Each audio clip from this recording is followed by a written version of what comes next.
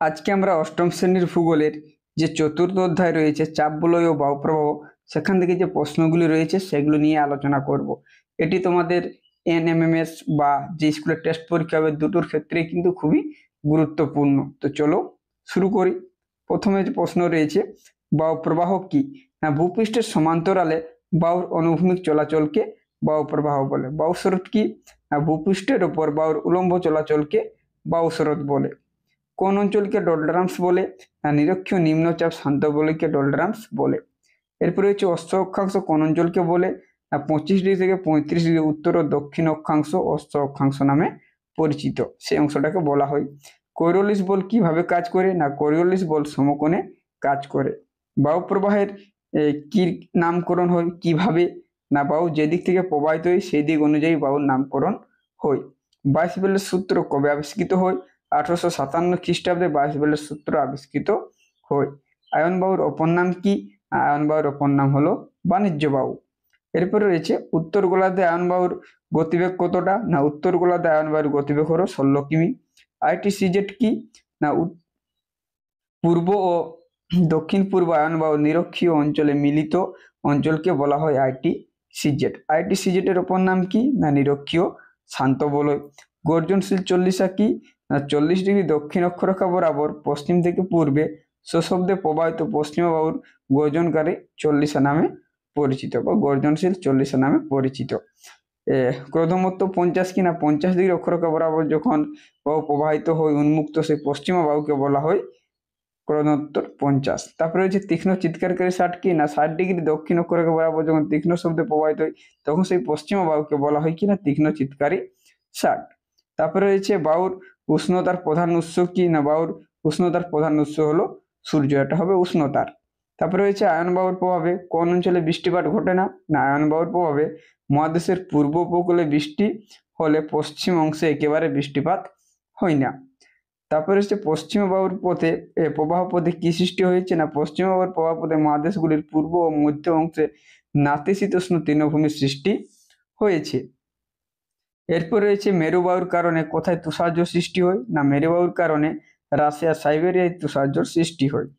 Tundra অঞ্চলে শীতকালে কদিন স্থায়ী হয়? 8 থেকে 9 মাস। সমুদ্র বায়ুর প্রভাব কোথায় দেখা যায়? না, সমুদ্রের উপকূল ভাগ থেকে 150 কিমি অঞ্চলে মধ্যে দেখা যায়। স্থলবায়ুর প্রভাব কখন বৃদ্ধি পায়? না, স্থলবায়ুর প্রভাব ভোর রাতের দিকে বৃদ্ধি পায়। কাকে সমুদ্র বায়ু ও স্থলবায়ুর বৃহৎ সংস্করণ বলা হয়? না, মৌসুমী বায়ুকে। শীতকালীন মৌসুমী বায়ু কাকে বলে? না, শীতকালে স্থলভাগ থেকে শুষ্ক ঠান্ডা বাতাস সমুদ্রের দিকে প্রবাহিত হয়, একে শীতকালীন মৌসুমী বায়ু বলে। গ্রীষ্মকালীন মৌসুমী বায়ু কাকে বলে? না, গ্রীষ্মকালে জলীয় বাষ্পপূর্ণ সমুদ্র বায়ু থেকে স্থলভাগের দিকে প্রবাহিত হয়, একে গ্রীষ্মকালীন মৌসুমী বায়ু বলে।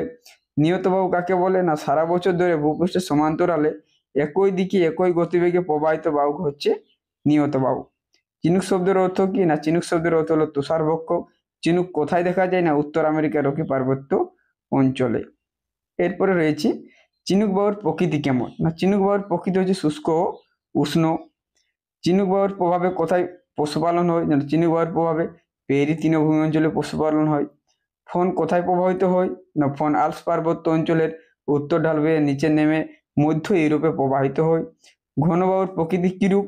এই বায়ুর প্রভাবে কি হয়? না, ঘন বায়ুর প্রকৃতি হচ্ছে শুষ্ক ও উষ্ণ। এই বায়ুর প্রভাবে মধ্য ইউরোপে তাপমাত্রা খুব সময়ের মধ্যে বেড়ে গিয়ে বরফ গলে দেয় আর দাবানলের সৃষ্টি করে।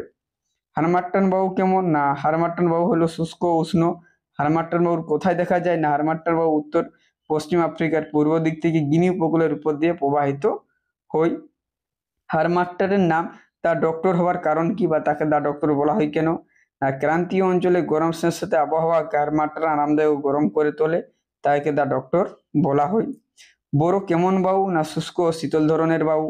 বোরো কোথায় দেখা যায়? না, আল্পস পর্বতের দক্ষিণ ঢাল বরাবর নিচের দিকে নেমে এসে অ্যাড্রিয়াটিক উপকূলবর্তী অঞ্চলে প্রবাহিত হয়। কর্কট ও মকরীয় অঞ্চলের কোন ধরনের বায়ুর চাপ বলয় অবস্থান করে? উচ্চচাপ বলয় অবস্থান করে। পম্পেরো কি? না, পম্পেরো হলো এক ধরনের স্থানীয় বায়ু।